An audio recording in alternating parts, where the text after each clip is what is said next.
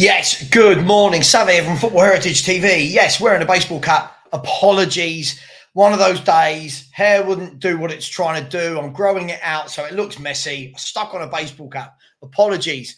Elephant out of the room. Good morning, good afternoon, good evening, wherever you are in the Spurs stratosphere. It's been another interesting 24 hours in YouTube land.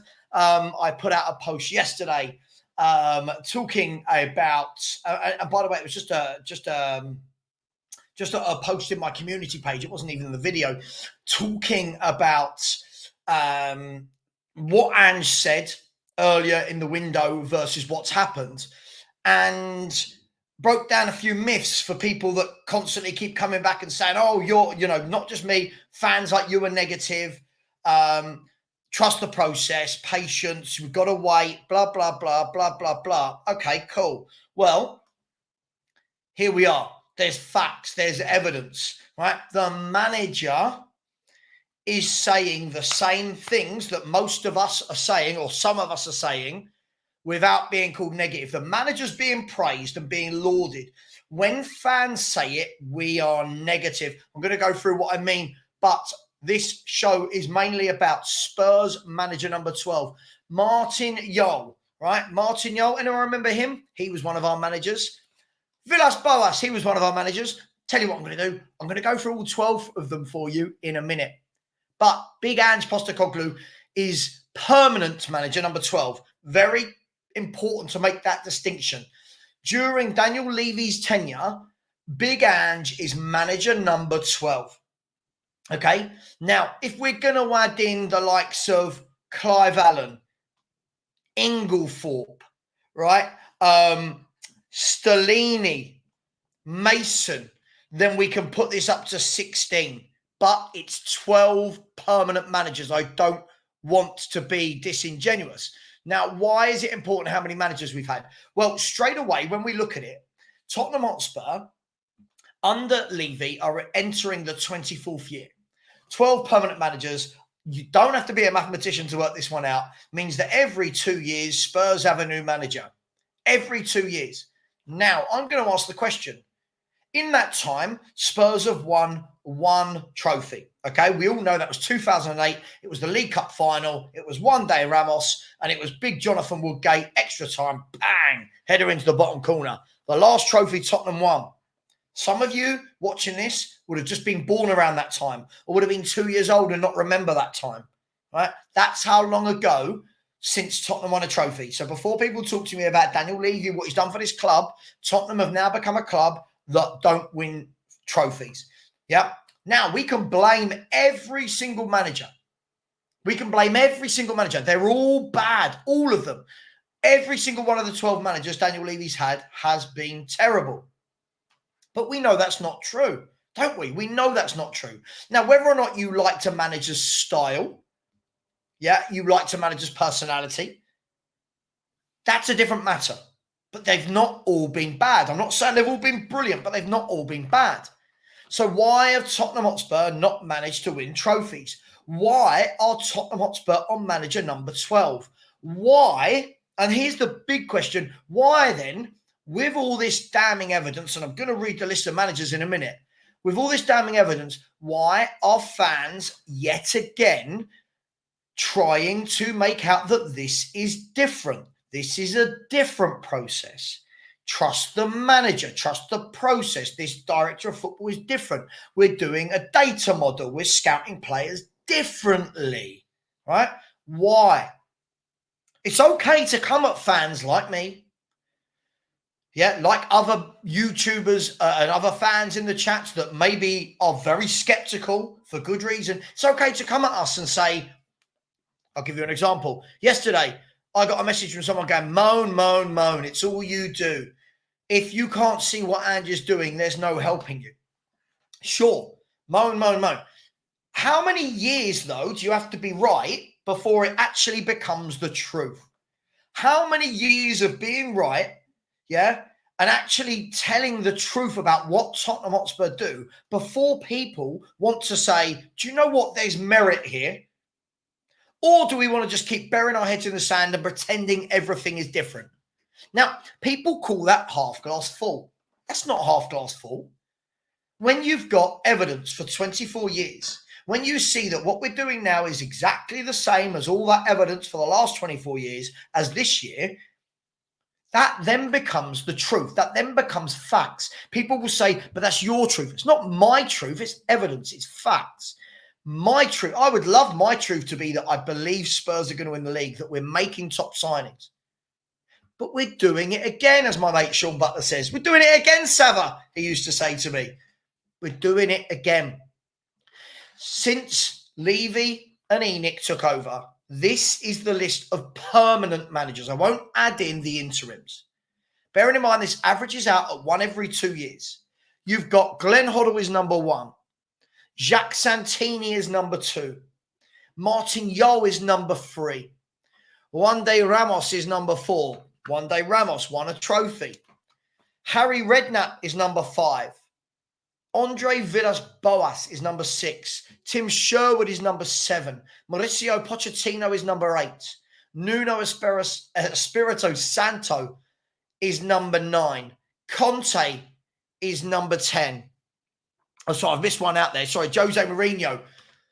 Antonio Conte is 11. And Big Ange Postecoglou is number 12. Now, bearing in mind, Redknapp did 4 years. Pochettino just under 6. So nearly half of that 24 years was accounted for by 2 managers. That just goes to show how bad we've been as a football club, how bad we've been run. Fine, talk to me all day long about FFP, about PSR. It's not doing us any good.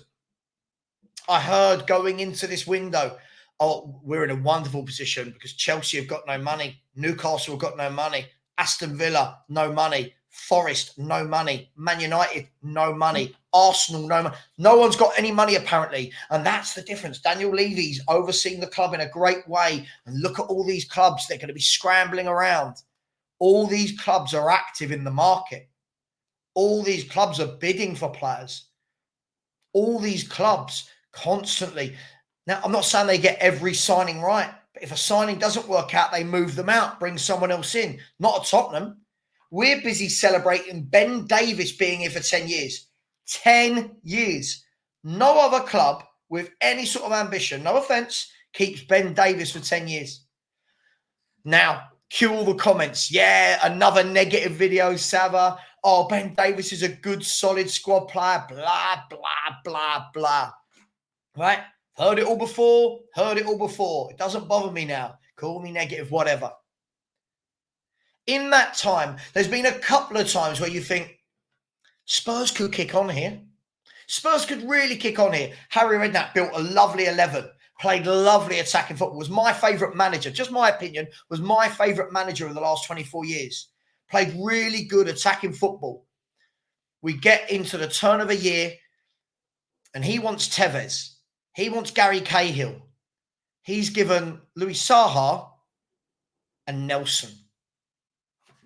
And I wish I could say that was a one-off. I wish I could turn around and say that's a one-off. That's just that occasion. We've seen it before.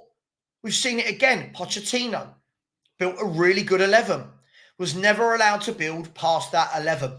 Never allowed to build past it. 18 months without buying a footballer. But don't worry, it's for the good of moving into the new stadium. It allows us to compete. Haven't competed since we moved into the new stadium. If anything, our signings are getting worse.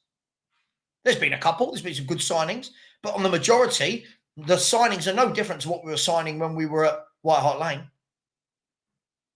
Werner, Johnson, Valise, Solomon, Richarlison, Kulu.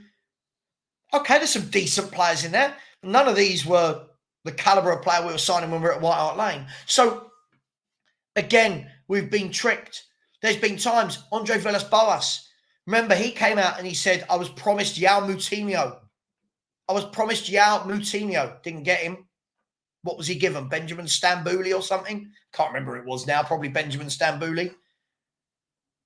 Juan de Ramos was promised that the club would keep one of Keane or Berbatov. Didn't let them both go. Berbatov going on the last day of the window with Fraser Campbell coming the other way. He came out and said, I wasn't given anyone that I wanted. Now, these managers wanted players that were realistic, by the way. We're not talking about Mbappe's and Haaland's and De Bruyne's and Virgil van Dijk's. We're not talking about players like that. But does the chairman provide? Nope. Is the chairman providing now? Nope. What the chairman has actually done is he has provided such low-level players, sprinkled with a few really good ones, that what happens is now when we sign a player, our standards are so low that we say things like, well, Werner's better than Hill, right? So what? Where's your ambition? Don't call me negative if that's what you're going to stick up for. If you're going to stick up for Timo Werner because he's better than Hill, you're the negative one. You are the negative one. Whoever you are, whichever fan is watching this thinking, yeah, I don't mind Werner, you're the negative one because that's not progressing us. And this has happened year after year after year after year. Constant. It's the same merry-go-round. That's why I asked the question, is Big Ange being lied to? Or is Big Ange happy? I don't know. I'm guessing none of you know him personally. I know everyone thinks they're an expert with, well, what Ange does and what Ange, I'm sure. But let's look at some facts. Let's look at, and again, I always try when I'm doing these videos, I don't want to just speak from the heart. I'm looking at evidence. My heart wants us to win everything. My heart wants us to actually show some ambition. My heart wants to be so wrong about the things I say about Tottenham Hotspur and never is. And that's not, yay, well done, Savvy, you're right. No, I'm bored of it. I'm bored of it. Show some ambition. On the what is it now? It's the 24th of July, right? The 24th of July, 2024. 63 days ago, on the 22nd of May, Ange Postecoglou came out and said, I want to strengthen in forward areas. We have to. It's important.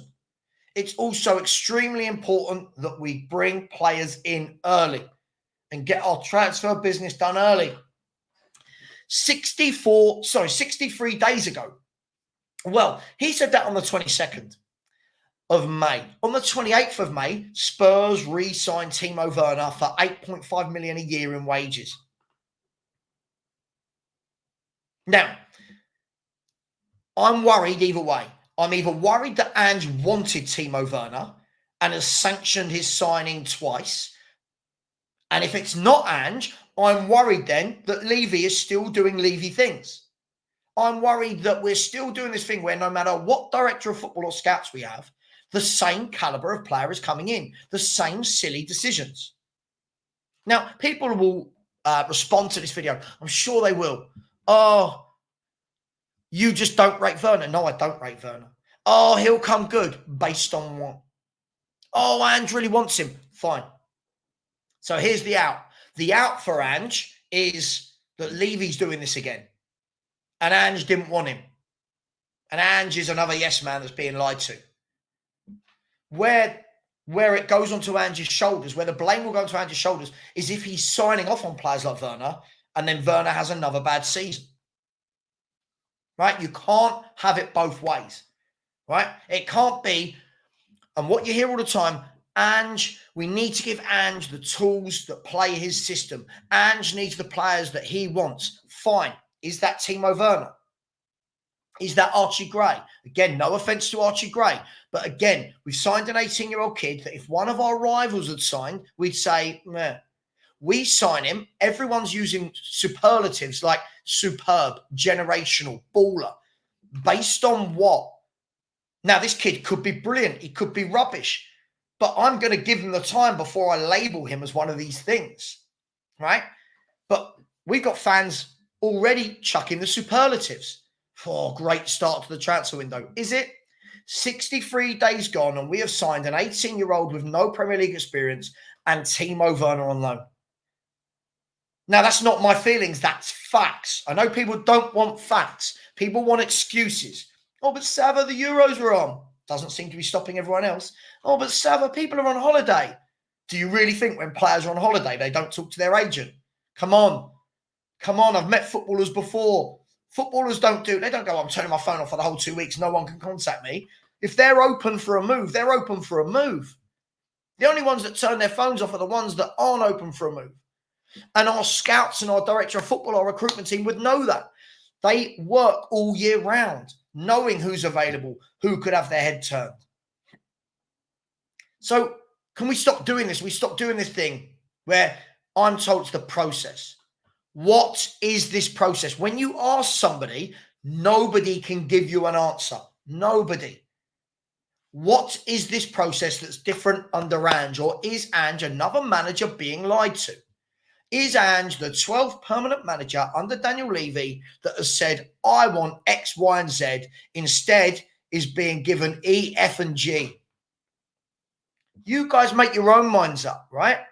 But stop with the whole, I saw a post yesterday, someone sent me from X, and it said, oh, I'm so fed up with a negative crew. A ball hasn't even been kicked yet, and people are predicting doom and gloom. I don't think anyone's predicting doom and gloom. I just don't think anyone's predicting glory. There's a huge difference between me sitting in now going, I probably think we'll be 6th or 7th, versus, oh my God, we're getting relegated, we're terrible. It's not doom and gloom, but it's not progress. And anybody can say to me, oh, the window's not shut. Are we not seeing the patterns? Have we not seen 24 summers under this owner to know the patterns? Now, Spurs could go out now in the next week and buy Tony. And people will go, oh, there you go. We should be buying 3 or 4 Tony caliber players a window. This shouldn't be we bring in one centre forward and all is forgiven. So I'm asking you this question. Is Big Ange being lied to, or are these the caliber of players that Big Ange wants? The last 10 signings, 10 for Tottenham Hotspur, 10. The last 10 signings have been Solomon, Valise, Ashley Phillips, Brennan Johnson, Kulu, Werner, Dragoshin, Bergval, Werner again, and Gray. Now, I'm going to leave this with you. For anyone that calls me and others negative, look at those 10 players in isolation. Right? Look at those 10 players in isolation. That's a nice round number. People will go, oh, why don't you include the 3 before? Sure, we can add in Vicario, Maddison, and Van der Ven. Sure. Of which Van der Ven's been the standout, Maddison hit and miss, and Vicario's a good goalkeeper. But if we look at that last 10, what part of that 10 shows you that there is a process in place? What part of that 10? If Brentford, here's the question, if Brentford had signed those 10 players, would any of you be sitting here saying, what a good 10 players? If West Ham had signed those 10 players, no one's going to go, oh my God, look at the 10 Brentford pulled off. West Ham pulled off. But with Spurs, we find, oh my God, they're all brilliant. Every kid we buy is amazing. Kulu gets lifted from here to there, even though he's been poor for 2 seasons in a row. Brennan Johnson, oh my God. Brennan Johnson's a poor footballer. Timo Werner, twice. Bergval, kid. Gray, he's a kid. Dragoshin, the manager didn't even play him. That is the facts. Whether you like it or not, whether you hate me, you can watch this and think, I hate Sava, I hate his face, blah, blah, blah, I hate his voice. That's fine. Hate his baseball cap, fine. But they're facts. 10 signings now in a row. I fail to believe that the manager wanted all 10 of those players. I fail to believe the manager wanted 5 of those. And if he didn't, then he's lied and been lied to. He's lied when he said that he signs off on every footballer. And he's been lied to because, again, our chairman has no desire. What the chairman does every now and then to pacify the fans, we fall for it every time, is we'll go and sign an Eze or a Tony or a Neto. Just using those 3 because they're the 3 that are always talked about. And then we go for, well done, Levy. Other clubs make these sort of signings and just crack on to the next one. We will celebrate the signing like it's the biggest thing since sliced bread. So, sure, if you want a happy channel, if you want a channel, by the way, I'm not unhappy, I'm not angry, I'm just telling you the facts. If you want a channel that keeps lying to you, if you want a channel that truly doesn't believe what they say, go and watch someone else. I'm not naming names, go and watch someone else. If you want a channel that wants to make excuses as to why 24 years in, it's different this time, the process, the data model, Project Youth that we've been doing for the last 24 years. If you want that, cool, watch someone else. If you truly believe what I've just said is right, because I've given you facts, sure, watch me. Listen. Watch me and listen and realize what I'm saying isn't my heart. Realize that what people hate about me is when I go into a debate, I don't go into it with my Spurs goggles on. I don't go in with my rose-tinted glasses. I go in with factual evidence. So when people are saying, you don't back Spurs enough, give me something to back. Give me a reason to go on another YouTube channel that isn't Spurs and debate why I think Tottenham will win things. Give me a reason as to why I think we've closed that gap. But City and Arsenal, Liverpool haven't done a lot yet. We're not City, Liverpool and Arsenal. Stop that. They are miles above us, right? Arsenal and City could do nothing this window and still finish 20 odd points clear of us. We've done nothing to overtake them, nothing to close the gap, nothing. I'm not saying we should overtake them in a year, but we've done nothing to even say that gap could be closed by 12 points. We've done nothing. But yet our fans, we use that as the barometer. Well, they've done nothing, we've done nothing, so it must be the market. Chelsea are doing loads. Man United are doing loads. West Ham are bidding left, right and centre. Crystal Palace are bidding for players. Nottingham Forest are buying players. So let's stop talking about what Man City, Arsenal, Liverpool are doing. 3 teams with a very good squad that win things. Right? And let's worry about what do we have to do at Tottenham Hotspur to close that gap. Let's look inside our own house before we look into the garden. Right? Let's be honest. Let's use common sense. And if everybody looks deep down, you will see that we haven't done anything. We've done nothing to close the gap. It's a big gap. I'll leave it there, but I'll ask you. Let me know in the chat. Is Ange being lied to? Or is this what Ange wants? Does Ange believe that this caliber of what we're buying and what we're seeing, the last 10 signings, is enough to compete? Because if he does, he's sorely mistaken. I'll leave this with you. Is Ange being lied to? Please like, please subscribe. If you want honesty, I'm your guy. If you want fluff, there's loads of other channels that will tell you what you want to hear, but what won't happen. Take care, everybody. Much love. And as always, come on, you Spurs and Levy, get your act together. Eat, sleep, repeat.